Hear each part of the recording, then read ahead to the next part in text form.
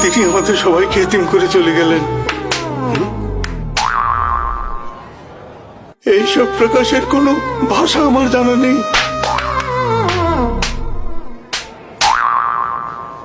এই হৃদয় বিতরক অকাল মৃত্যু আমাকে একটু ভেঙে চুরমার করে দিয়েছে।